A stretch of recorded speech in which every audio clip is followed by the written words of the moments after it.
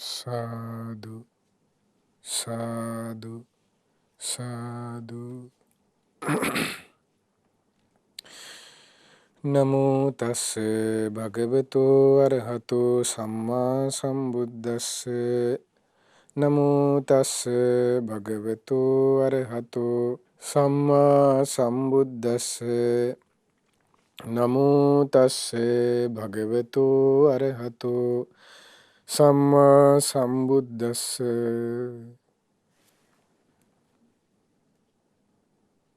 ඔබ අප සියලු දෙනාටම මේ උතුම් ධර්මයේ කියා දෙන ගුරු දේවෝත්තම කල්යාණ මිත්‍ර පින්වත් ලොකු ස්වාමීන් වහන්සේට ඔබ අප සියලු දෙනාගේම নমස්කාරය වේවා. සාදු සාදු සාදු. ශ්‍රද්ධාවන්ත පින්වත්නි, මේ දිනවල අප සාකච්ඡා කරන්නට ආරම්භ කළේ පංච උපාදානස්කන්ධය පිළිබඳව.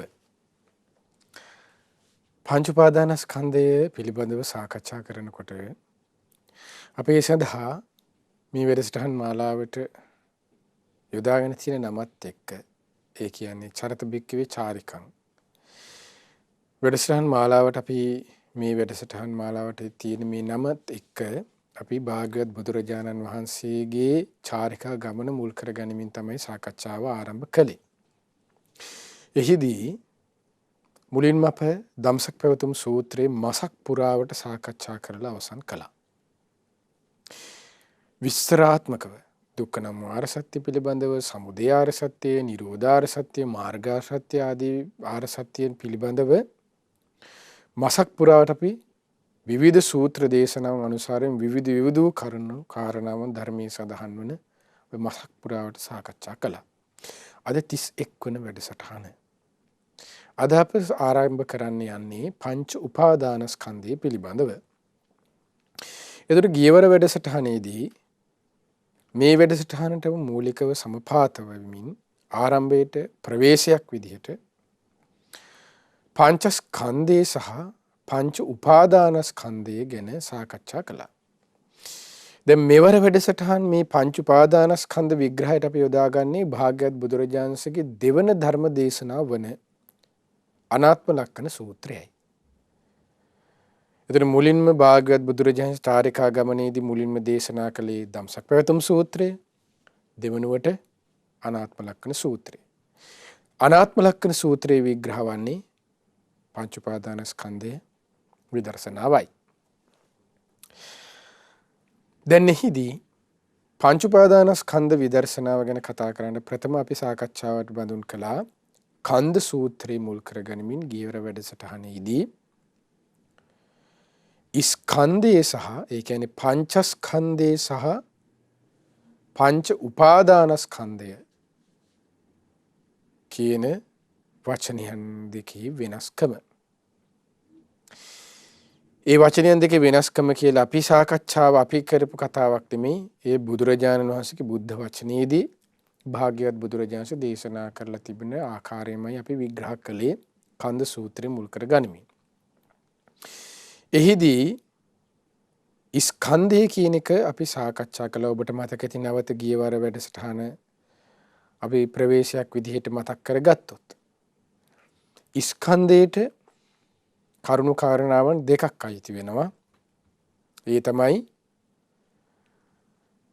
කාලය සහ අවකාශයේ අතර පවතින පැවැත්මට, කාලයේ අවකාශයේ අතර පැවැත්මට, ඔය කරුණු දෙක එකතුවට තනි වචනයක් අන්න ස්කන්ධය කියලා කියනවා. එතකොට ඔන්න ඔය විදිහට කාලයේ අවකාශයේ අතර පැවැත්මට රූපේ සම්බන්ධ වුණොත් එයට රූපස්කන්ධය කියලා විග්‍රහ වෙනවා. කන්ද සූත්‍රය කලින් වැඩසටහන. ඒ විදිහට කාලය සහ අවකාශයේ අතර පවතින පැවැත්මට විඳීමක් සම්බන්ධ වුණොත්, විඳීම මුල් කරගෙන කාලය සහ අවකාශය අතර පැවතුනොත් පැවතීම ගැන කතා කරනවා නම් එය වේදනා ස්කන්ධයයි. උපාදාන ස්කන්ධය නෙමෙයි. කාලය සහ අවකාශය අතර පැවැත්මට සංඥාවක් සම්බන්ධ වුණොත් ඒ කියන්නේ රූප සංඥාවක් හෝ ශබ්ද සංඥාවක් හෝ රස සංඥාවක් හෝ ගන්ධ සංඥාවක් හෝ රස සංඥාවක් හෝ පොට්ටබ්බ සංඥාවක් හෝ ධම්ම සංඥාවක් හෝ මුල් කර ගනිමින් ඔය සංඥා හයෙන් එකක් මුල් කර ගනිමින් කාලය අතර පවතිනා වූ කාලයට අදාළව අවකාශයට අදාළවත් මුල් කර ගනිමින් කතා කළොත් එතන සංඥා ස්කන්ධයයි උපාදාන ස්කන්ධය නොවේ. ඊට පස්සේ සංඥාව සංචේතන හඳුනාගත් දෙයට අනුව චේතනා පහළ වෙනවා. එතකොට ඒවා සංචේතන. ඒ තමයි රූප සංචේතනාව, ශබ්ද සංචේතනා, ගන්ධ සංචේතනා, රස සංචේතනා, පොට්ටබ්බ සංචේතනා, ධම්ම සංචේතනා. එතකොට මේ සංඥා සංචේතනාවන්ට කාලය සහ අවකාශය අතර පැවැත්ම සම්බන්ධ වීම අන්න එය සංඛාර ස්කන්ධයයි උපාදාන ස්කන්ධය නොවේ. මතක කරගන්න කන්ද සූත්‍රය. දීවර වැඩසටහන. එතකොට කාලය සහ අවකාශය අතර පවතින ඔය ස්කන්ධයට නැත්තම් ස්කන්ධයටනේ කාලය සහ අවකාශය අතර පැවැත්ම තියෙන්නේ. ස්කන්ධයට විඥානයේ සම්බන්ධන කරුණු දෙකක එකතු විඥානය. ඇසිත රූපේත් එකතු වීම ඇසේ විඥානය හෝ කනේ ශබ්දේ විඥාන කනයි ශබ්දේ එකතු වීම කනේ විඥානය හෝ නාසයේ ගඳ සුවඳ එකතු වීම නාසයේ විඥානය හෝ දිවයි රසය එකතු වීම දිවේ විඥානය හෝ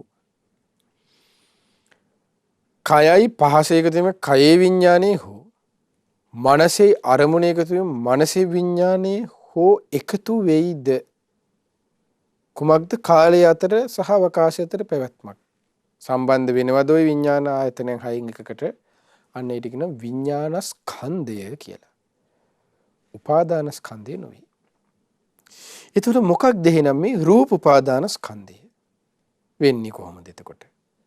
වේදනාව උපාදාන ස්කන්ධයක් වෙන්නේ කොහොමද? වේදනා ස්කන්ධය වේදනා උපාදාන ස්කන්ධය වෙන්නේ කොහොමද? සංඥා ස්කන්ධය කියපෙක සංඥා උපාදාන ස්කන්ධයක් වෙන්නේ කොහොමද? විඥාන උපාදාන ස්කන්ධය කියන එක කොහොමද? විඥාන ස්කන්ධය කියපෙක විඥාන උපාදාන ස්කන්ධය වෙන්නේ කොහොමද? උපාදාන ස්කන්ධය වෙන කියන කරුණට වෙනකොට ඒට කරුණු දෙකක් එකතු වෙනවා. කාලය සහ අවකාශය අතර පවතින රූප වේදනා සංඥා සංඛාර විඥාන ටිකට පංචස්කන්ධය කිව්වා. එතකොට තව දෙයක් කොහොමද පංච උපාදානස්කන්ධයක් වෙන්නේ? උපාදානස්කන්ධය කියන වචනෙට කරුණු දෙකක් එකතු වෙනවා කිව්වා. සාසවා උපාදානීයං ආශ්‍රව සහිතව සාසවා කිව්වේ එකයි. උපාදානීයං බැඳී යයිද ආශ්‍රව ආකාර හතරක් අපි ධර්මයේ තුල කතා කළා. කලින් වැඩසටහන වල අපි කතා කළා ආශ්‍රව ගැන. කොතනදදී? සම්මා දිට්ඨියේදී සම්මා දිට්ඨි සූත්‍රය මුල් කරගෙන ආශ්‍රවයන්ගේ පැවැත්මේදී කාමාශ්‍රවය, භවආශ්‍රවය, අවිජ්ජාශ්‍රවය, දිට්ඨාශ්‍රවය. ඔන්න ඔය ආශ්‍රවයන්ගේ එකතුවක් වෙන්නත් ඕන. ඔය ආශ්‍රව හතරෙන් එකක්. උපාදානය කතා කළා. කාම උපාදාන, ditthi උපාදාන, සීලබ්බත උපාදාන, අත්ථවාද උපාදාන. ආශ්‍රව හේතුවෙන් තමයි උපාදාන වෙන්නේ. එතකොට ඔය සාස්ව උපාදානියා කියන කරුණු දෙක ආශ්‍රවයත් උපාදානත් කියන කරුණු දෙක එකතු වෙලා අන්න එකතු වෙනවා කාලය සහ අවකාශය අතර පවතින රූපයකට. එතකොට අන්න ඒකට කිව්වා රූප උපාදානස්කන්ධය කියලා. මේ කන්ද සූත්‍රය කලින් ගියවර වැඩසටහන.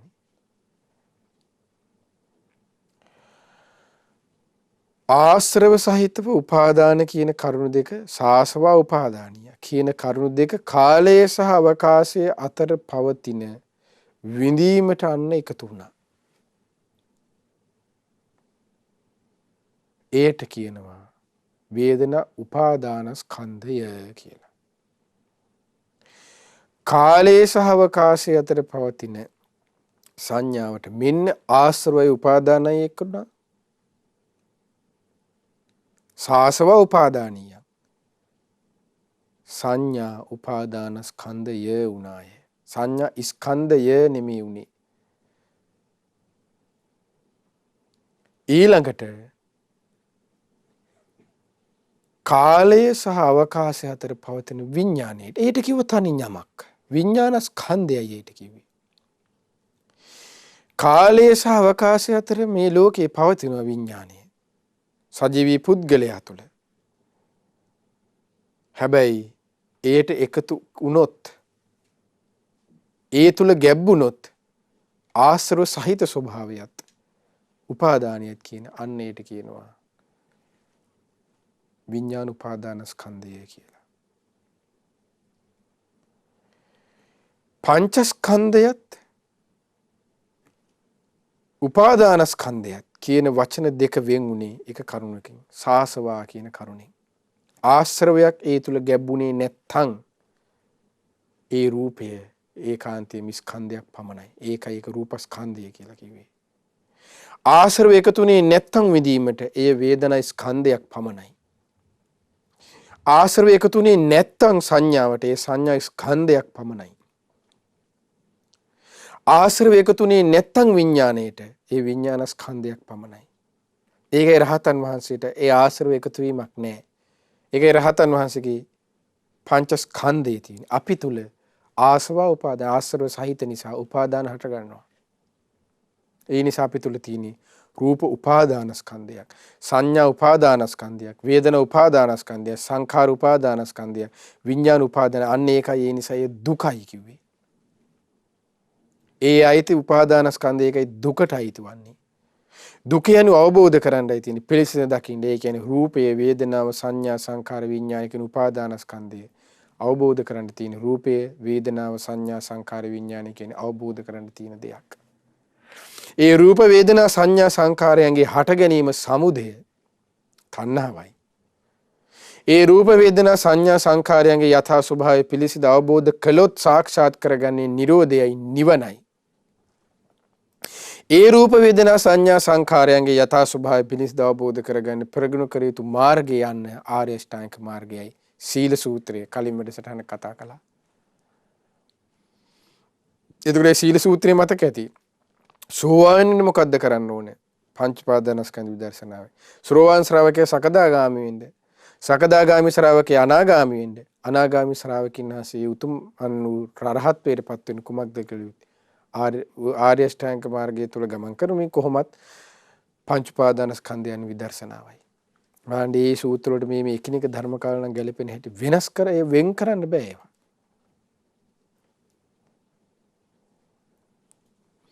එතකොට කාලය සහ අවකාශයේදී කාලයට කරුණු තුනක් අපි කතා කළා. කාලය සහ අවකාශය කියන කරුණු දෙකේ එකතුවට තමයි ස්කන්ධ කියන වචනේ තියෙන්නේ. කාලයට කරුණු තුනක්යි තියෙන්නේ. අතීතේ නිරුද්ධ වී ගිය බවක් හෝ වර්තමානයේ හටගෙන තියෙන දෙයක් ගැන හෝ අනාගතයේ තාම හට නොගත් බවක්. ඒ තුලින් එකක් එකතු වෙනවා කාලයෙන්. අවකාශයට කරුණු 8ක්. කාලය සහ අවකාශය කියලා කියන ස්කන්ධයේ පොදුවේ ගත්තොත් කරුණු 11ක්. 8යි 3යි 11යි. කාලයේ 3යි අවකාශයේ 8යි. මොකද අවකාශයට අයිති කරුණාවන් 8. අධ්‍යත්තාව ආධ්‍යාත්මික වේද. බහිද්ධාව බාහිර. ඕලාරිකංවා ගොරෝසු. සියුමංවා සියුම්. හීනංවා හීන. පනීතංවා පනීත. යන්දූරේ සන්තිකවා දුරහෝ වේද ළඟෝ වේද. අවකාශය 8. කාලයට අර අතීතයේ නිරුද්ධ වී ගිය හෝ අතීත අනාගත වර්තමාන.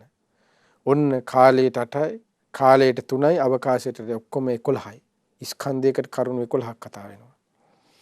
ඒ 11න් එකින් එක කාලයේ කරුණු 3න් එකක් මුල් වෙනවා. ස්කන්ධෙන් එක්ක එක වෙලාවකට එකක් මුල් වෙනවා.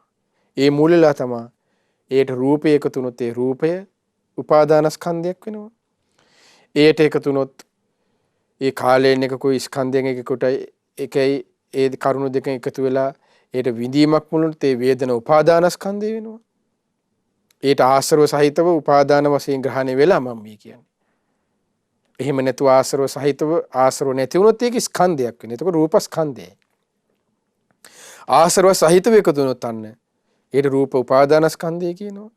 ඒ කාලේනුත් ඒ අවකාශේනුත් ආශ්‍රවත් සහිතව අන්න සංඥාව එකතු වෙනවා. සංඥාවකට එකතු වෙන ඒ සංඥා උපාදානස්කන්ධයයි. කාලේනුත් අවකාශේනුත් ආශ්‍රවෙනුත් එකතු වෙලා අන්න සංස්කාරයක ක්‍රියාකාරීත්වයක් වෙනවා. ඒ සංඥා සංස්කාර උපාදානස්කන්ධයයි. කාලේනුත් අවකාශේනුත් ආශ්‍රවයන්ගෙනුත් එකතු වීමකට අන්න මුල් වෙනවා විඥානය කියන කරුණ. එතකොට ඒ විඥාන උපාදානස්කන්ධයයි. ඔන්න ස්කන්ධ පංචස්කන්ධය සහ උපාදානස්කන්ධය වෙනස. වෙනස කුමක්ද? සාස්ව උපාදානීය කියන එකනේ වෙනස් කරන්නේ. අද අපි සාකච්ඡා කරන්නේ ඒයින් පළවෙනි උපාදානස්කන්ධය පිළිබඳව. කුමක්ද? රූප උපාදානස්කන්ධය පිළිබඳව විස්තරාත්මකව. මොකද්ද මේ අතීතයේ හට අරගෙන තිබෙන නිරුද්ධ වී ගියා කියලා කියන්නේ? රූප. වර්තමානයේ හට අරගෙන තිබෙනවා කියන්නේ. අනාගතේ හට නොගත්තා වූ කියන්නේ. ආධ්‍යාත්මික රූප කියන්නේ. බාහිර රූප කියන්නේ. හීන කියන්නේ. ප්‍රනීත කියන්නේ. ඊට පස්සේ ගොරෝසු කියන්නේ. දුර ඊට පස්සේ සියුම් කියන්නේ. ළඟ කියන්නේ. දුර කියන්නේ කුමක්ද කියන එක මේ රූපේ මුල් කරගනිමින් අද කතා කරනවා. බලාපොරොත්තු වෙනවා මේක සම්බන්ධයෙන් තමයි මුලින්ම කතා කරන්නේ. එතකොට මේ ඉස්සෙල්ලාම අපි තේරුම් ගන්න ඕනේ. ඒ කියන්නේ දැන් අපි කතා කරන්නේ එහෙනම් මොකක්ද මේ ඉස්සෙල්ලාම තේරුම් ගන්න ඕනේ කිව්වේ ස්කන්ධයේ කරුණු 11 ගැන තමයි කතා කරන්නේ. කාලයේ 3යි අවකාශයෙන් 8යි. ඔය කරුණු 11ක් මේ ස්කන්ධේ. එකින් එකට එකින් එක වෙලාවට එකින් එක වෙනවා. කාලයෙන් එකකුත් ස්කන්ධයෙන් අවකාශයෙන් එක්කුත් ඇවිල්ලා රූපයක් හෝ විඳීමක් හෝ සංඥාවක් හෝ විඥානයක් හෝ බැසගෙන ඒ අනුපාදානය කියනවා. දැන් මෙතනදී අපි ඉගෙන ගන්නේ පොදුවේ සාකච්ඡා කරන්නේ ධර්මයේ කාරණාව ඉගෙන ගන්නකොට පොදුවේ කාරණා 11 ගැන සාකච්ඡා කරනවා. පොදුවේ කාරණා 11 තියෙන්නේ කාලයෙන් 3යි අවකාශයෙන් 8යි. එතකොට ස්කන්ධය ගැන තමයි මේ කතා කරන්නේ. එතකොට ඒ ස්කන්ධයටත් රූපස්කන්ධය ගැන තමයි මූලිකව කතා කරන්නේ. එතකොට අන්නේ රූපස්කන්ධය කියන එකට සාසව උපාදානීය වුණොත් එහෙම අන්නේ රූප උපාදානස්කන්ධය වෙනවා. එතකොට සාසවා කියන කරුණ කතා කළා. කාමාශ්‍රවෝ, භවශ්‍රවෝ, අවිජ්ජාශ්‍රවෝ, උපාදාන, රූපාදාන 4. එතකොට ඒ විදිහට. එතකොට එහිදී කාලයේ කරුණු 3 අපි මුල් කතා කරමු. ස්කන්ධයේ කොටස් දෙකකට බෙදනවා කිව්වනේ. කාලය කියන කරුණ 3 කාලයට කරුණු 3ක් එනවා කිව්වනේ. අතීතයේ නිරුද්ධ වී ගිය, වර්තමානයේ හටගෙන තියෙන, අනාගතයේ හට නොගත්තා වූ කියන කරුණ. කාලය ගැන අපි ඉස්සෙල්ලා කතා කරමු. එතකොට දැන් මේ රූපය පළවෙනි උපාදානස්කන්ධය රූප උපාදානස්කන්ධයනේ. එතකොට එහෙනම් රූප උපාදානස්කන්ධය කිව්වේ කාලය සහ අවකාශය අතර පවතින රූපයට සාසව ආශ්‍රව සහිතව උපාදාන සහිතව අන්න කෙනෙක් බැඳී යනවද ආශ්‍රව සහිතව අන්න ග්‍රහණය වෙනවද බැඳී යනවද කාලය සහ අවකාශය අතර පවතින රූපයට ඒකට කියනවා රූප උපාදාන ස්කන්ධය කියලා. එතකොට එහිදී රූපය කියන වචනේ ඔබට මතක ඇති.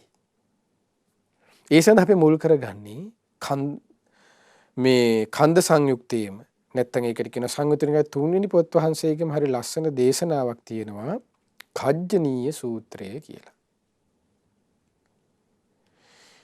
කජ්ජනීය සූත්‍රයේ මේ රූපයටයි රූපය කියන්නේ කියලා දේශනා කරනවා.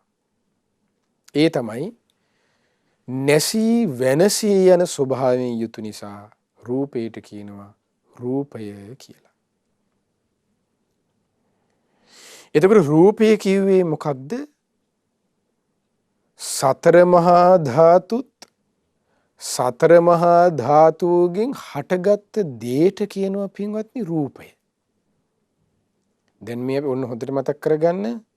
දැන් මේ අපි සාකච්ඡාව ආරම්භ කරන්නේ රූප උපාදාන ස්කන්ධ කියන එකට. රූප උපාදාන ස්කන්ධය ගැන. එතකොට මෙතනදී වචන තුනක් විස්තර වෙනවා. රූප උපාදාන ස්කන්ධ. රූප කියන එක. රූප කිව්වේ මොකක්ද? සතර මහා ධාතුත් සතර මහා ධාතුන්ගෙන් හටගත්ත දේ. උපාදාන කියන කරුණේදී රූප උපාදානනේ. උපාදාන කියන කරුණේදී තියෙන්නේ මොකද්ද? සාසව උපාදානිය ආශ්‍රව සහිත වූ ග්‍රහණය වීමක්. රූප උපාදාන ස්කන්ධ. ස්කන්ධ කිව්වේ කාලය සහ අවකාශ අතර පැවැත්මක්.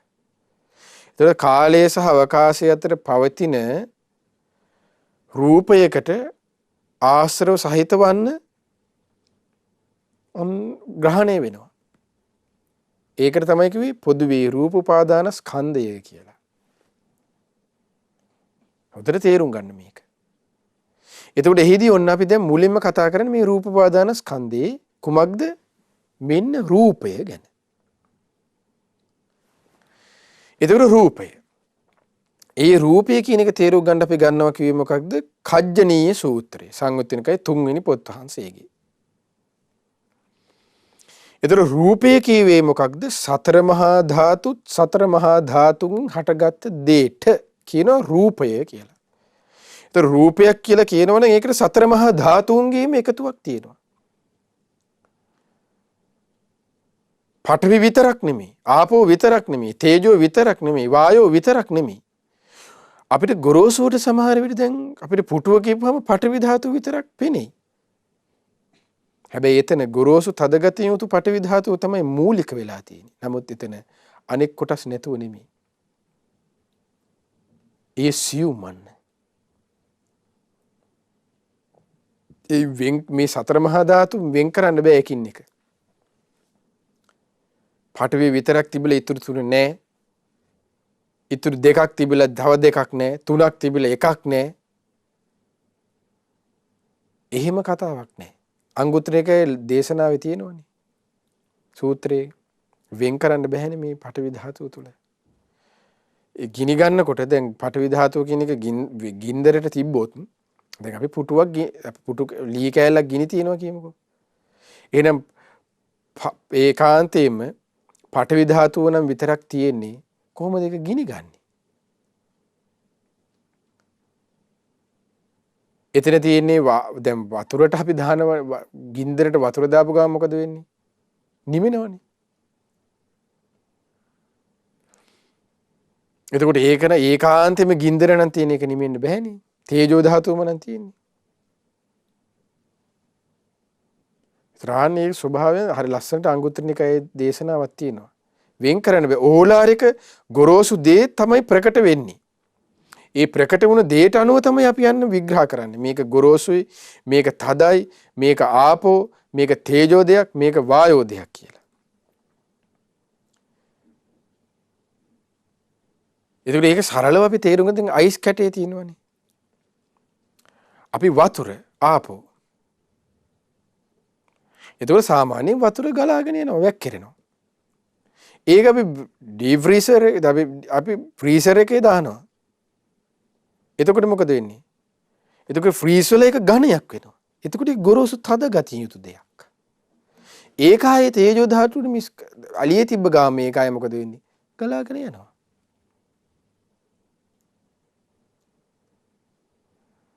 එතකොට අපි ඕලාරිකව අපිට ඇසට පෙරෙන ගෝචර දෙයට අනුව තමයි අපි කෙනෙක් විග්‍රහයන් කරන්නේ. හොඳට තේරුම් ගන්න ඕනේ පින්වත්නි. ඒ නිසා මේක පටලව ගන්න එපා. ඉතින් මුලින්ම පටලව ගත්තොත් අච්චාරුවක් වෙනවා. අපි මුලින්ම රූපය කිව්වේ මොකද්ද? සතර මහා ධාතුත් සතර මහා ධාතුන්ගෙන් පවතින හටගත් දෙයට කියනවා අන්න රූපය කියලා. සතර මහා ධාතු කිව්වේ මොකක්ද? පඨවි, ආපෝ තේජෝ වායෝ කියන කරුණු 4. සතර මහා ධාතු. පඨවි ධාතුව, ආපෝ ධාතුව, තේජෝ ධාතුව, වායෝ ධාතුව. අපි යන්නේ මජ්ක්‍ධිම නිකායේ තියෙන මහා හත්තිපදෝපම සූත්‍රය. පඨවි ධාතු යනු කුමක්ද විස්තර කරනවා. ගොරෝසු තද ගතියෙන් යුතු පොළොවට පස්වල යන ස්වභාවයෙන් යුතු දේවල්.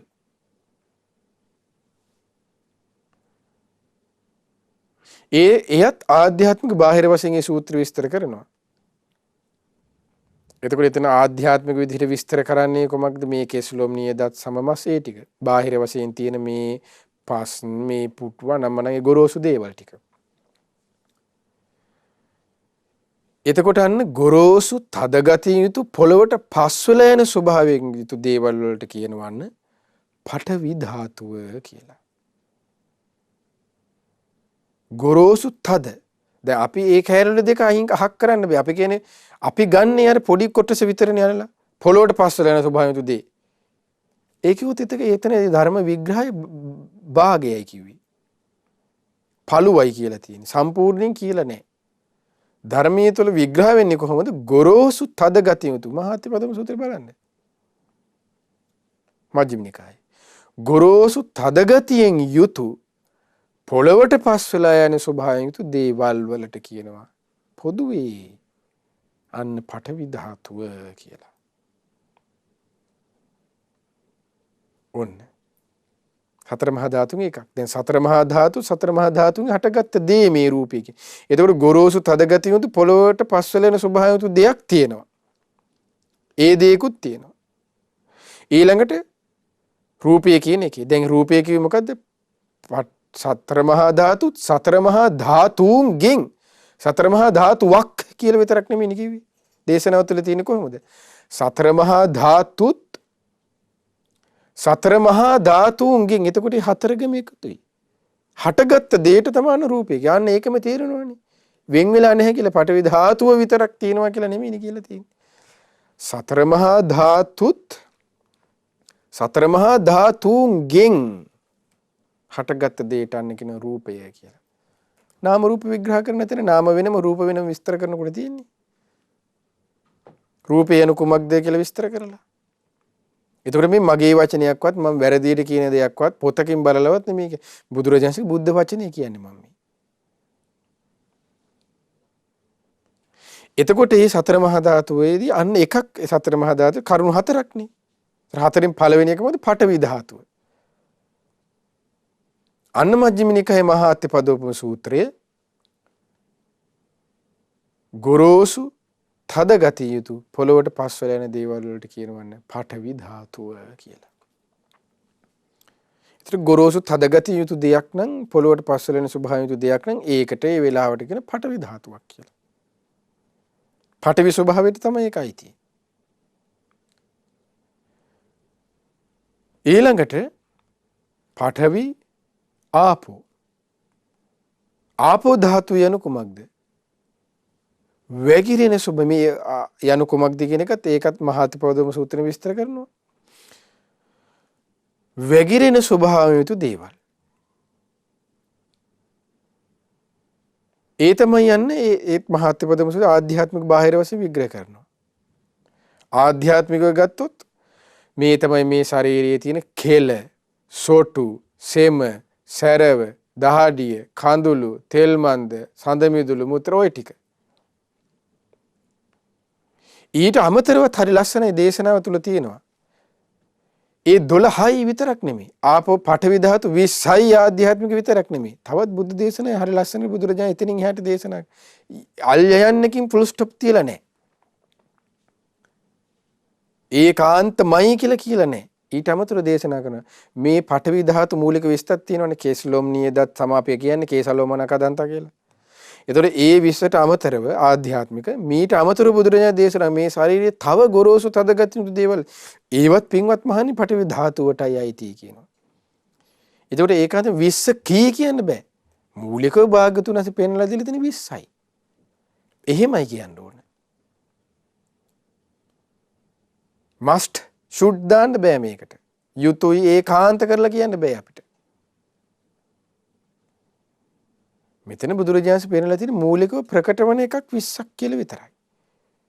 20ට අමතරව නැහැ කියන්න ආහෙම බෑ. ඒක වැරදි එතකොට. ඊට අමතරව මේ වචනෙන් බුදුරජාණන් දේශනා කරන මහාත්‍යපදෝප සූත්‍රය. මීට අමතරව තව ගොරෝසු තදගත යුතු දේවල් ඇද්ද ඒවත් පින්වත් මහණෙනි ආධ්‍යාත්මික පටවි ධාතුවයි. බාහිර පටවි ධාතුව යන කොහොමද? ඒ තමයි යන්න විස්තර කරනවා. මේ අපිට බාහිර තියෙන ගොරෝසු තදගත යුතු දේවල්. ආපෝ ධාතුවත් ඒ වගේම තමයි. වැగిරෙන ස්වභාවය යුතු දේවල්. මේ ශාරීරික වැగిරෙන ස්වභාවය යුතු දේවල් අර මූලිකව 12 කේශලෝම නියදත් සම. මීට අමතරව බුදුරජාණන් දේශනා කරනවා. තවම වයි ශාරීරික වැగిරෙන ස්වභාවය යුතු දේවල් ඇද්ද? ඒ සියල්ලත් ආපෝ ධාතුවයි. 12 කී නෙමෙයි. ඒතකොට ඒ ආපෝ ධාතුවත් අන්න ආධ්‍යාත්මික බාහිර වශයෙන්. ගංගා මුහුද වතුර ඔය ඔක්කොම අන්න ආපෝ ධාතු බාහිර තියෙන. තේජෝ ධාතු වන්න විස්තර කරනවා. මූලිකව පින්වත් මහණි හතරකි. මීට අමතරව තව තේජෝ කොටස් ඇද්ද උණුසුම් ස්වභාවය ඒවා ආධ්‍යාත්මික තේජෝ ධාතුවට ගන්න පුළුවන්. ඒ තමයි බුදුරජාණන් දේශනා කරනවා සන්තප්පති තේජෝ ධාතුව. ඒ තමයි ශරීරයේ පවතින සාමාන්‍ය උණුසුමක් අපි හැමෝගෙම. විවිධ ගණන් කියන්නේ 38යි කිය. දැන් මේක අතර නළලට තිය බලන්නේ වැඩි දඩුවිද කිය. කොහේ හරි ගොඩ වෙන්න කලින් ආහන්න. මේ තේජෝ ධාතුව ඒක තමයි බලන්නේ ප්‍රමාණය. ඒ සන්තප්පති තේජෝ සාමාන්‍ය පවතින උණුසුම ශරීරයක. සන්තප්පති තේජෝ ධාතුව. ජිරීයති තේජෝ ධාතුව. ඒ තමයි බුදුරජාණන් දේශනා කරන ඒ කුමක්ද දෙවෙනි එක ජිරීයති තේජෝ ධාතුව. අපි ජරා ජීර්ණ වෙන්න වයසට යෑම පිණිස උපකාර වන තේජෝ ධාතුවක් කියනවා. ඒට කියනවනේ ජිරීයති තේජෝ ධාතුව හැටියට. සන්තප්පති ජිරීයති තුන්වෙනි එක පරිඩයිහති තේජෝ ධාතුව. දැන් මේ අපි කතා කරන්නේ සතර මහා ධාතුත් ගැන. රූපය කියන වචනේ විග්‍රහ කරන්නේ. රූපේ බෙද බෙදා බලනවා කියලා කියන්නේ මේ තමයි. මේ දැන් බෙද බෙදා බලන එක තමයි වෙන් කර කර තව කොටස් කර කර බලනවා මෙන්න. රූපේ යනු කුමක්ද? සතර මහා ධාතුත් සතර මහා ධාතුන්ගෙන් හටගත්ත දේ. සතර මහා ධාතු යනු මොනවාද? පඨවි ධාතුව එක, ආපෝ ධාතුව, තේජෝ ධාතුව, වායෝ ධාතුව. පඨවි ධාතුව යනු කුමක්ද? ආධ්‍යාත්මික බාහිර වශයෙන් තියෙනවා. ආධ්‍යාත්මික පඨවි ධාතුව. පඨවි ධාතුව වෙන ගොරෝසු තදගතිය යුතු පොළොවට පස්වල යන ස්වභාවයක දේවල්. ආධ්‍යාත්මික ධාතු කේස් ලොම් නිය දත් සම මස් නහර ඇට මිදුළු වකුගඩු හදවත අක්මාව දලඹුව කුඩා බැඩවල මහා බැඩවල ආමාශය අසුචි හිස් මුල 20යි. ඊට අමතරව තව ගොරෝසු තදගතිය යුතු ස්වභාවයක දේවල් ඇද්ද? ඒ සියල්ලත් මේ ශාරීරික ආධ්‍යාත්මික ඇද්ද? ඒ සියල්ලත් අන්න ආධ්‍යාත්මික පඨවි ධාතු. බාහිර පඨවි ධාතු මේ ගොරෝසු තදගතිය අපිට මේ පේන්න තියෙන දේවල්. ඒතර රූපය. රූපේ පඨවි. ධාතු පඨවි ධාතු සතර මහා ධාතු සතර මහා ධාතුන් හටගත දෙන. ඒ කියන්නේ පඨවි ධාතුව ගැන. ආපෝ ධාතුව ගැන කතා කළා ඒ වගේ. වායෝ ධාතුවත්. එතකොට හතරක් තියෙනවා. තේජෝ ධාතු හතරක් තියෙනවා. මූලිකව ආධ්‍යාත්මික වශයෙන්. සන්තප්පති තේජෝ ධාතුව, ජිරීයති තේජෝ ධාතුව, පරිඩහ්‍යති තේජෝ ධාතුව, ඊළඟට තමයි පාචක ඡේදෝ ධාතුව. දැන් මේ මම විස්තර කරන්නේ මොකෙන්ද? මහා හත්තිපදෝපම සූත්‍ර මජ්ක්‍ධිම නිකාය. ඔබට අරන් බලන්න කියව ගන්න පුළුවන්. මේ කියන ටික අය ඒ විදිහටම තියෙනවා. එතකොට තේජෝ ධාතුවේ සන්තප්පති තේජෝ ධාතුව කිව්වේ මේ ශරීරයේ පවතින සාමාන්‍ය උණුසුම. ජිරීයති තේජෝ ධාතුව කිව්වේ මේ ශරීරයේ අපි ජරා ජීර්ණ වයසට යන නාකි වෙන්න උපකාර වෙන තේජෝ ධාතුවක්. ඒකට කිව්ව ජිරීයද තේජෝ ධාතුව. සන්තප්පති ජිරීයති පරිඩායති. ඒ තමයි දැන් අර අපි කලින්ම කිව්ව මතකද පළවෙනි තේජෝ සන්තප්පති තේජෝ ධාතුව. අනිත් සන්තප්පති තේජෝ ධාතුව කුපිත වෙනවා, වැඩි වෙනවා. එතකොට අන්න විශේෂයෙන් අපේ ශරීරය හට ගන්නවා උණුසුමක්. දැන් උන කොරෝනා දැන් උණ ගත්ත කියන්නේ. අන්න ඒකට තමයි කියන්නේ. එතකොට ඒකට කියන්නේ එතකොට සන්තප්පති තේජෝ ධාතුව නෙමෙයි. එතකොට ඒකට කියන්නේ පාචක තේජෝ ධාතුව කියලා නෙමෙයි. ජිරීති තේජෝ ධාතුව කියලා නෙමෙයි. ඒට කියන්නේ යන්නේ කුමක්ද? සන්තප්පති ජිරී පරිඩායති තේජෝ ධාතුව කියලා. ශරීරයේ විශේෂයෙන් හට ගන්නා වූ උණුසුම.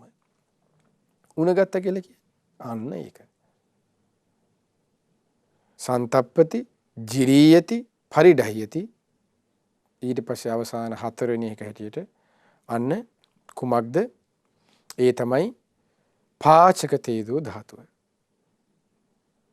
මූලිකව පඨවි ධාතු 20ක්, මූලිකව ආපෝ ධාතු 12ක්, මූලිකව තේජෝ ධාතු 4ක්.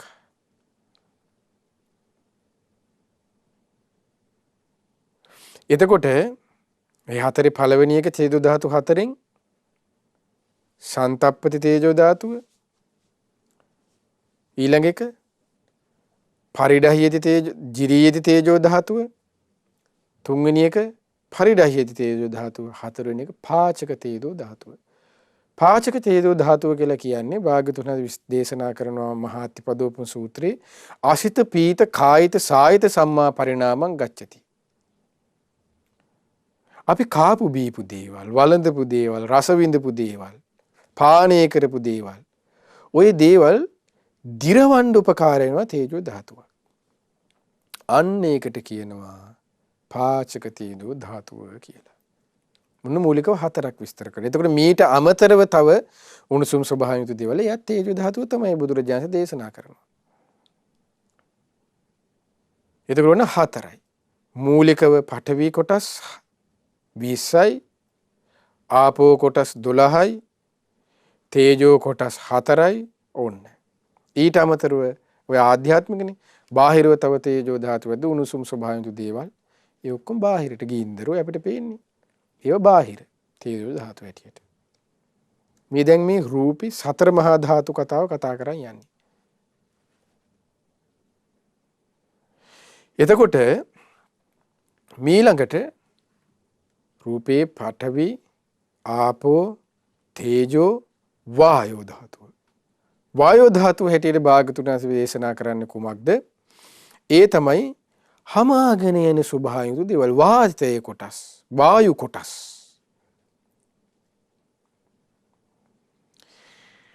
එයත් ආධ්‍යාත්මික බාහිර වශයෙන් බෙදෙනවා. හැබැයි ආධ්‍යාත්මික භාග්‍යවතුන් වහන්සේ වායු කොටස් ඔන්න විග්‍රහ කරනවා කුමක්ද? උද්ධංගමා වාතා පළවෙනි එක. උගුරට එන වාතය. අධෝගමා වාත පිටුපසින් පිට වෙන වාතය දෙවෙනි එක. කුජ්ජසයා වාත කුස තුල තිබෙන වාතය. ඊට පස්සේ කොට්ඨාසයා වාත හතර ශරීරයේ එහා මෙහා දුවන වාතය. දැන් ඔය කියන්නේ අර හේක එක්කමයි මෙහෙක එක්කමයි වාතයේ දුවන එක අපිත් ඔය කියන්නේ අර තෙල් මේ තෙල් මී තෙල් ඔය ගාගන්නේ ඔය. අන්න වාතයේ කිපිල කියන්නේ කොට්ඨාසයා වාත. ඔන්න පළවෙනි එක වායෝ ධාතු වලින් මූලිකව පාඨවි ධාතු 20ක්, ආපෝ ධාතු 12ක්, තේජෝ ධාතු 4ක්, වායෝ ධාතු. ඔන්න පළවෙනි එක උද්ධංගමා වාත උගුරට එන වාතය, අධෝගමා වාත පිටුපසින් පිට වෙන වාතය, කුජ්ජසයා වාත කුස තුල තිබෙන වාතය, කොට්ඨාසයා වාත ශරීරයේ හැම මෙහා තැන් තැන් වල තිබෙන වාතය කොට්ඨාසයා වාත, අංග මංගානුසරණෝ වාත පස්වෙනි එක. ඒ තමයි ශරීරයේ එහා මෙහා දුවන වාතයක් තියෙනවා අපේ. අංගමංගානුසාරිනෝ වාතා. මේ හන්දි තැන් තැන් වල තියෙන දේවල්. ඊළඟට ආශ්වාස වාතය, ප්‍රශ්වාස වාතය. 8යි. ආශ්වාස ප්‍රශ්වාස එකක් විදිහට ගත්තොත් 7යි. අපි බුදුරජාණන් දේශනා කරන්නේ දෙකක් එකක් විදිහට අරගෙන. ආශ්වාස වාතය, ප්‍රශ්වාස වාතය. ආයෙ මතක් කරගත්තොත් උද්දංගමා වාතා, ඊළඟට අදෝගමා වාතා, කුජ්ජිසයා වාතා, කොට්ඨාසයා වාතා, අංගමංගානුසරණෝ වාතා, ආශ්වාස වාතය, ප්‍රශ්වාස වාතය. ඒකට 6යි. මූලිකව 6යි. එතකොට ඔන්න ඔය වායෝ කොටස් 6. මූලිකව. මීට අමතරව ශරීරයේ තව වාතය කොටස් ඇද්ද වායු කොටස් ඒ සියල්ලත් අන්න ගන්න කිව්වා වායෝ ධාතුවට අයිති කියලා. එතකොට ඔන්න ඔය කියන පඨවි, ආපෝ, තේජෝ, වායෝ කියන ඔන්න ඔය ටිකට කියන සතර මහා ධාතු. ඔන්න ඔය සතර මහා ධාතු. සතර මහා ධාතුන්ගෙන් හටගත්ත දෙයට කියනවා අන්න රූපය කියලා. ඔන්න තේරුම් ගන්න. ඔන්න රූපය. සතර මහා ධාතු එකින් එක කතා කළා දැන්. ආන්න ඒ කියපු සතර මහා ධාතුත් වලින් හටගත්තා වූ දේ සතර මහා ධාතුත් ඒ කියපු සතර මහා ධාතුන්ගෙන් එකතු වෙලා හටගත්තා වූ දෙයට කියනවා අන්න රූපය කියලා. දැන් පැහැදිලිද? එතකොට රූපය කියන වචනේ. ඔන්න. ඊළඟට එතකොට තියෙනවා රූප උපාදාන ස්කන්ධ. උපාදාන කිව්වේ මොකක්ද? සාසවා උපාදානීයං. ආශ්‍රව සහිතව බැඳී යාම. උපාදානීයං කිව්වේ ඒකයි. ග්‍රහණය වීම. ආශ්‍රව, කාමාශ්‍රව, භවාශ්‍රව, අවිජ්ජාශ්‍රව, දිඨාශ්‍රව. ඒ විදිහට ආශ්‍රවයන්ගෙන් අන්න බැඳී යනවා. ග්‍රහණය වීම. එතකොට අන්න ඒකට කියන උපාදාන. එතකොට ඔහු ආශ්‍රව සහිතව බැඳී ගිහිලා තියෙන්නේ මොනවටද එහෙනම් හොඳට බලනකොට? අර සතර මහා ධාතු වලටනේ. මොනවටද? කේස් ටිකටයි ආශ්‍රව හිතවිල්ල බැඳිලා තියෙන්නේ. හොඳට කල්පනා කරලා බැලුවොත් හිනා යනවනේ. ලැජ්ජා හිතෙනවනේ. කේස් ටිකට මේ ආස කරකේ අපි කේස් ගහම මිනිස්සෙගේ අරගෙන කාමරේ තියතියම මේ බල ඉන්නේ නේ හැමදාම.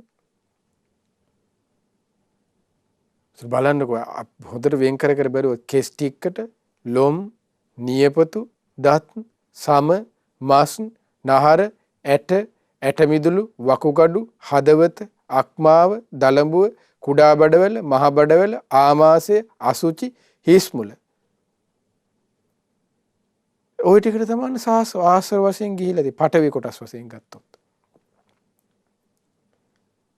ඒක තමයි අපිට අහුවෙලා ඉන්නවා කියලා තේරෙන්නේ නැත්තේ. ඒතර ඒ ස්වභාවය තමයි භාග්‍යතුන් වහන්සේ දේශනා කරන්නේ තේරුම් ගන්න නෝනින් විමස කියලා. එතකොට ඒකනේ දැන් ඒ ස්වභාවය තේරුම් ගන්න දැන් අත ඇට කියලා තියෙනවනේ. ඒ කේස් ලොම් නිය දත් සම මස් නහර ඇට. දැන් ගමුකෝ ඇට සැකිල්ල.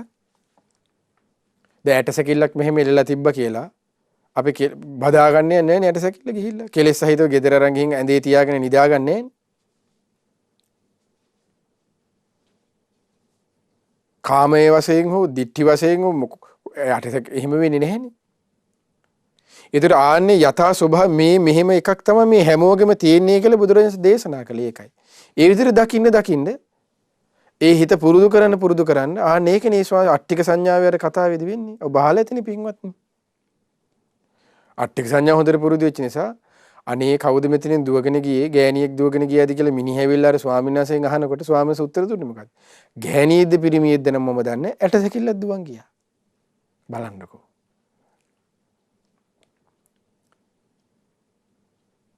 ඒ ස්වභාවයේ හිතක දියුණු මට්ටම කියන්නේ. දැන් අපි තුල ඒක නැති නිසානේ අපි ආසාසවා කියන එක අපි තුල තියෙනවනේ. ඒ ආශ්‍රවයන්ගෙන් අපි බැඳලා යනවනේ. කාමාශ්‍රවයෙන් හෝ කාමයේ පැත්තෙන් රාගය ඇති වෙන්න. දිට්ඨි වලින් දෘෂ්ටි වශයෙන් හෝ අවිද්‍යාවෙන් කොහොමත් අහුවෙලා ඉන්නේ. කොහොම හරි අහුවෙලානේ. ඒ විදිහට අහුවෙලා තියෙන්නේ මොකද්ද? අතීතේ නිරුද්ධ වී ගිය ස්කන්ධය. දෙයකට. එක්ක වර්තමානයේ හටගෙන තියෙන දෙයකට. අනාගතයේ තවම හට නොගත්තා වූ දෙයකට. කියලා මොනවද? ආධ්‍යාත්මික දෙයකට එක්ක, බාහිර දෙයකට එක්ක, හීන දෙයකට එක්ක, ප්‍රනීත දෙයකට එක්ක, ඊට පස්සේ සියුම් දෙයකට එක්ක, මේ ගොරෝසු දෙයකට එක්ක, දුර දෙයකට හෝ ළඟ දෙයකට. බලන්නකෝ අපි අහුවෙලා තියෙන හැටි.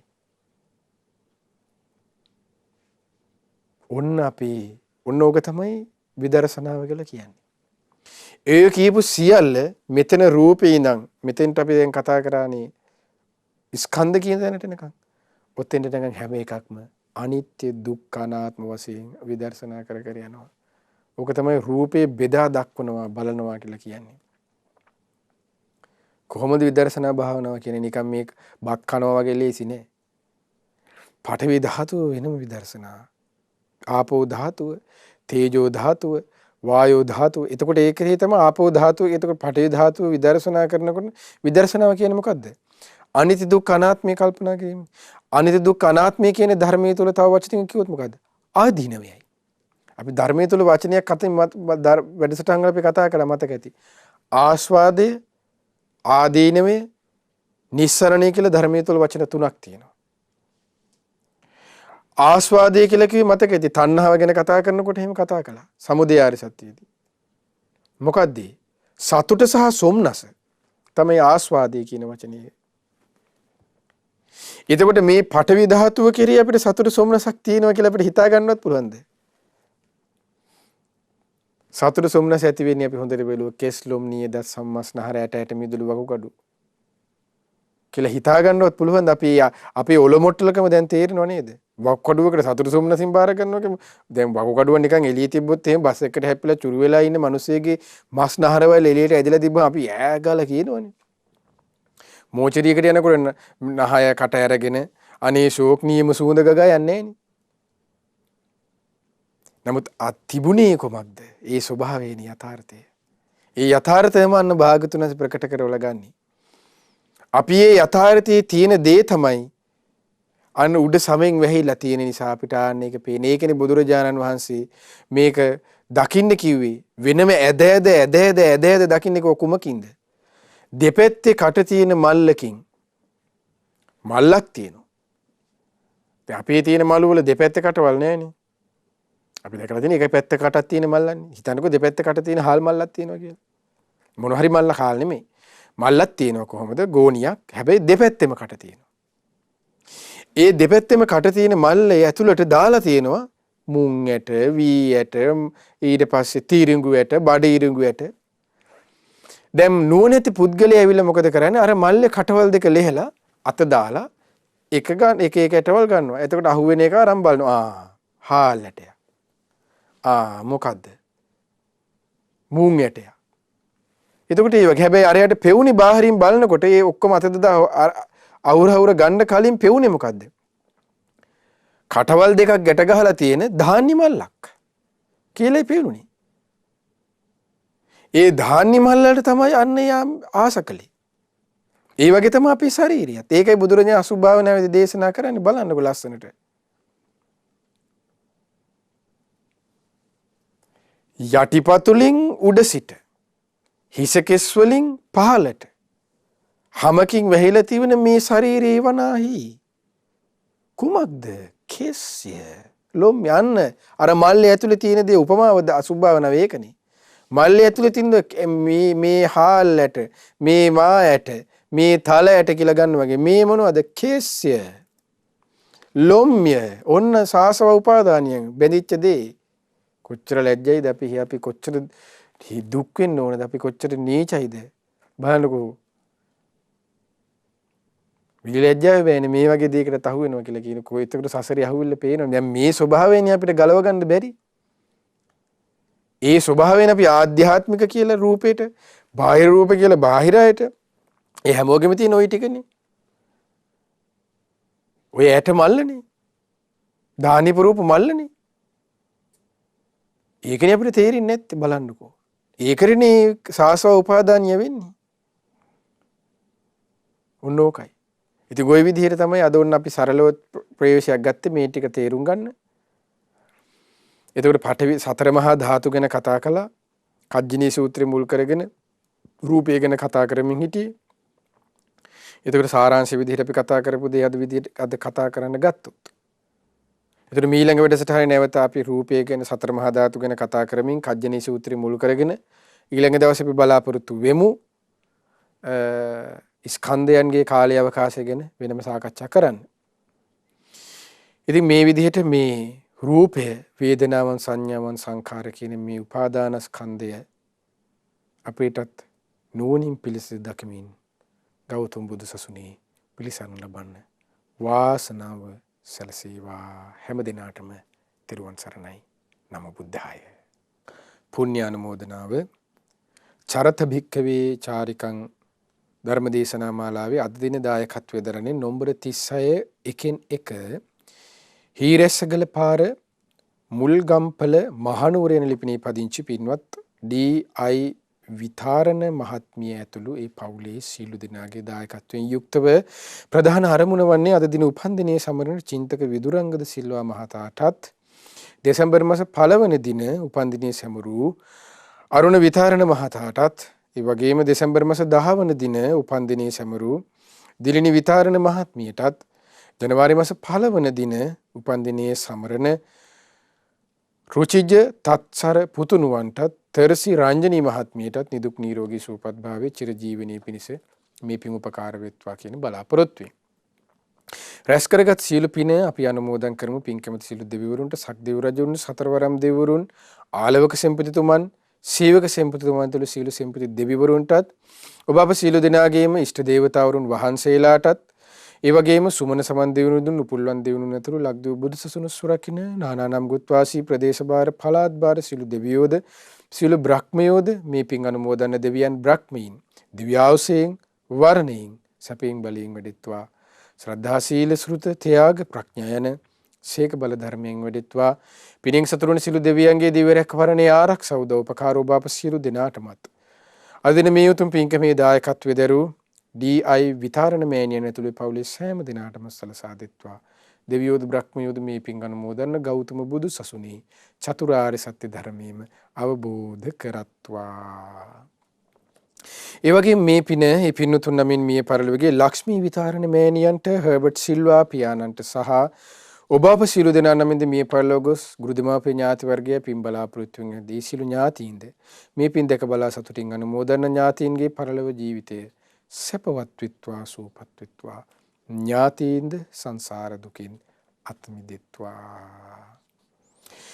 ඒ වගේම මේ පින අද දින උපන්දිනයේ සමරන චින්තක විදුරංගද සිල්වා මහතාටත් දෙසැම්බර් මාස 1 වෙනි දින උපන්දිනයේ සැමරු අරුණ විතාරණ මහතාටත් දෙසැම්බර් මාස 10 වෙනි දින උපන්දිනයේ සැමරු දිලිනි විතාරණ මහත්මියටත් ජනවාරි මාස 1 වෙනි දින දෙවන උපන්දිනයේ සමරන රුචිද තත්සර චූටි පුතුණුවන්ට තර්සි රංජනී මහණියන්ටත් මේ පින් අනුමෝදන්ව ඒ හැම දිනාටද නිදුක් නිරෝගී සුවපත් භාවයේ චිරජීවනයේ දීර්ඝායු සම්පත සියලු ආරක්ෂාව රැකවරණේ සැලසේවායේ පින්වත් හැම දෙනා කරන කියන සීල කටයුතු රැකී ආරක්ෂා ඒ වගේම මේ දුදරුවන්ගේ ඉදිරි අධ්‍යාපන කටයුතු වාදයේද ਸਰව ප්‍රකාරයෙන්ම සාර්ථක වේවා. ඒ හැම දිනාටම සුවසේ පින් දහම් රැස් කර ගනිමින් ගෞතම බුදු සසුනේ පිළිසරණ ලබන්න මේ පිනත් ඒකාන්තයෙන්ම හේතුපකාර වේවා. ඒ වගේම අද දින මේ උතුම් පින්කමේ දායකත්ව දරු නම්බර 36 1 හීරැස්සගල පාර මුල් ගම්පල මහනුවර යන ලිපිනේ පදිංචි පින්වත් ඩී.අයි. විතාරණ මහත්මියතුළු ඒ පවුලේ සෑම දිනාටද මේ පින් අනුමෝදන්ව ඒ හැම දිනාටද නිදුක් නිරෝගී සුවපත් භාවයේ චිරජීවනයේ දීර්ඝායු සම්පත් සැලසේවා. ඒ මෑණියන්ටත් ගෞතම බුදු සසුනේ පිළිසරණ ලබන්න මේ පිනත් ඒකාන්තයෙන්ම හේතුපකාර වේවා. ඒ වගේම මේ පින ඔබ අප සියලු දෙනාගේම ගුරු දේවෝත්තම කල්යාණ මිත්‍ර පින්නත් ලොකු ස්වාමීන් වහන්සේ දෙකතලා අනුමෝදන්න. පින්නත් ලොකු ස්වාමීන් වහන්සේද නිදුක් විත්වා නිරෝගී වෙත්වා සුවපත් වෙත්වා චිරජීවනයේ දීර්ඝායු සම්පත සීල ආරක්ෂාව රැකවරණී සැලසේවා. ගුරු දේවෝත්තම පින්නත් ලොකු ස්වාමීන් වහන්සේද මේ පිනත් ගෞතම බුදු සසුනේ උතුම් ධර්මාභෝධිය පිණිස ඒකාන්තයෙන්ම හේතුපකාර වේවා. ඒ වගේම මේ පින ලක්වාසී ලෝවාසී සියලු පින්න ස්වාමීන් වහන්සේලාට තනගාරිකා මෑණිවරුන්ටත් අනුමෝදන්ව මහා සංඝරත්නයටද නිදුක් නිරෝගී සුවපත් භාවයේ චිර ජීවනයේ සැලසේවා. සුවසේ පිළිවෙතේ දෙන්න මේ පිනත් ඒකාන්තයෙන්ම හේතුපකාර වේවා. ඒ වගේම මේ පින ඔබ අප සියලු දෙනාගේම දෙමාපිය ගුරුවර නැද හිතමිතුල තුළු සෑම දිනාටමත් ශ්‍රද්ධා මාසික ධර්ම දාණයෙන් උදව්පකාර කරන නන්නයිරින් උදව්පකාර කරන්නා වූ සිව්පසින් උපකාර කරන්නා වූ සෑම දිනාටමත් මේ පින් අනුමෝදන් වේ. ඔබ අප සියලු දෙනාද නිදුක් වෙත්වා නිරෝගී වෙත්වා සුවපත් වෙත්වා චිරජීවනයේ දීර්ඝායු සම්පත සීල ආරක්ෂාව රැකවරණයේ සැලසේවා. කරන කියන සිතන පතන සියලු කටයුතු සර්ව ප්‍රකාරයෙන්ම සාර්ථක වෙත්වා. රැකී ආරක්ෂා වෙළඳාම් ගොවිතැන්පත් දූදරුවගේ අධ්‍යාපන කටයුතු ආදී ඇතනම් ඒ සියල්ලද සර්ව ප්‍රකාරයෙන්ම සාර්ථක වේවා. හැම දිනාටම තුනුරුවන්ගේ සරණින් දෙවි රැකවරණින් පෙනෙන මෙන්ම නොපෙනෙන බාධා කරදර හිරිහැර පීඩාවන්ගෙන් තොරව සුවසේ පින්දහම් රැස් කර ගනිමින් ගෞතම බුදු සසුනේ පිළිසරණ ලබන්නද මේ පිනත් ඒකාන්තයෙන්ම උපකාර වෙත්වා. හැම දිනාටම තෙරුවන් සරණයි. නමෝ බුද්ධාය. මෙවැනි වටිනා ධර්මදේශනා ශ්‍රවණය කිරීමට ශ්‍රද්ධා ඩේලි YouTube චැනලය සබස්ක්‍රයිබ් කරන්න.